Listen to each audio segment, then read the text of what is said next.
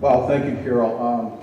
I forgot all about the Arboretum, but thanks for not telling. That's where I learned to use a chainsaw with one hand and drink beer out of a quart bottle with the other. The JC's truly epitomized the work hard, play hard thing. My mom always used to say that it takes one to know one, and having Carol introduce me is a great honor in itself because she's definitely one of Perry's greatest alumni of all time. I'd like to give her a hand, really. Thank you. I want to congratulate all the athletic inductees. It's a tremendous class. I know many of you personally. It's really good to see Mr. Kobus go in. I mean, this man has been influencing students and families since the early 60s, 50 years. That's just something that doesn't happen very often. And I want to tell you, he was a great coach too. He coached me to a late 100-yard dash title on a nasty hamstring, and that's something I'll never forget. So thank you, Coach. Congratulations. The schools have changed a lot since we came here in 1969, graduated in 1969. Not too many people know or want to remember that in '68 the schools actually closed. They ran out of money. And I know it's hard to believe, but in the fall of 1968, our senior year, right about Halloween, right before the last football game in those days, we left one day and the doors closed behind us and they locked, and that was it for a while. Something happened that hadn't happened in Ohio up to that time. I understand it hasn't happened since, and I think the laws will make sure that it doesn't happen again, which is a good thing, but rather shocking for the students and the community at that time. We eventually got back to class, and then we went to class over Christmas break and spring break and several Saturdays in between in order to get enough time to get the school year in and for us seniors so we could graduate. Those were tough times. I think apathy was probably the word of the day back then.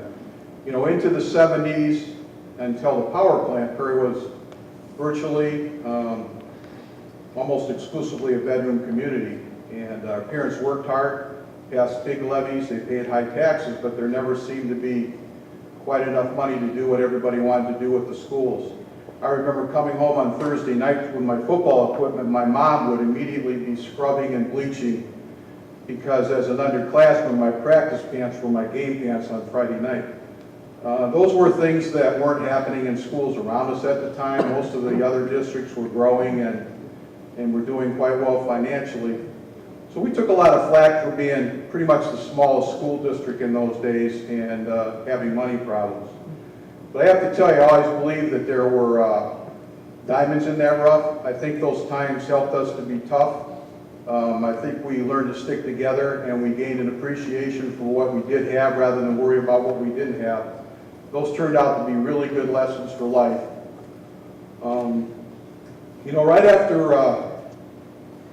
Right after high school, I made a couple conscious decisions that really set the course for the rest of my life. I decided I wanted to live in Perry and raise my family here, and I made a decision that I wanted to work for somebody rather than be self-employed. But because of those decisions, I built my home here, actually a few homes in the community, and I enrolled my children into Perry schools, which by that time were fast becoming excellent schools. And we still have excellent schools. I think we're very blessed in that regard here in Perry. And it was because of those decisions that I chose to work locally, first at Neff Perkins in Perry and then at the Sibley Company.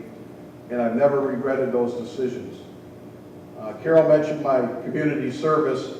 I think the seeds for that were initially sown in the activities and the programs that we were involved in school. I know the schools today do a lot of programs and activities to try to teach the kids the importance of community service, and I think that's critical to the future well-being of our communities.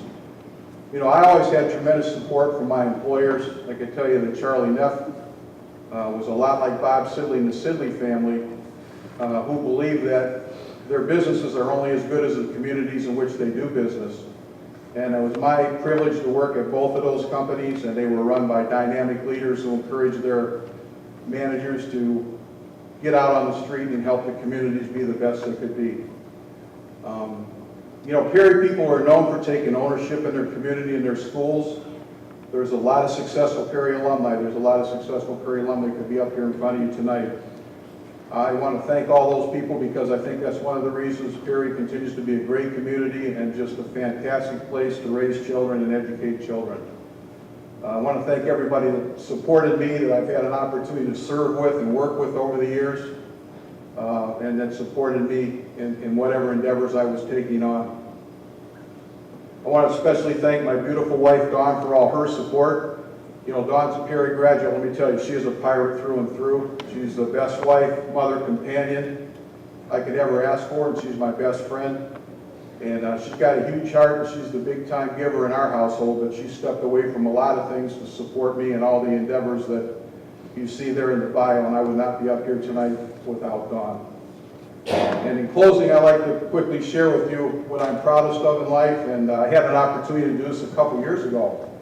And I'll tell you, I'll never tire of this. I want to briefly introduce my children to you and then ask them to stand and be recognized.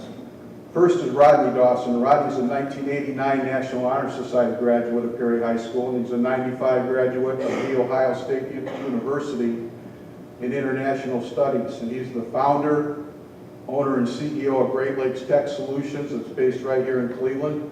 He's here with his wife, Katie, tonight.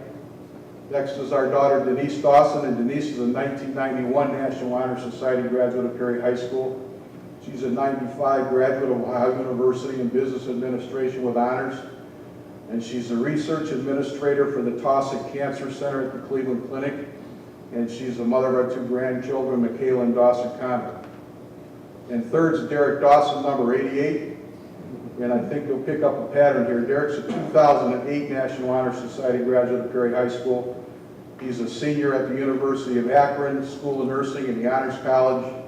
And he's assured his mother and I he'll have a degree this May. We're very happy about that. Ladies and gentlemen, please recognize my Hall of Famer.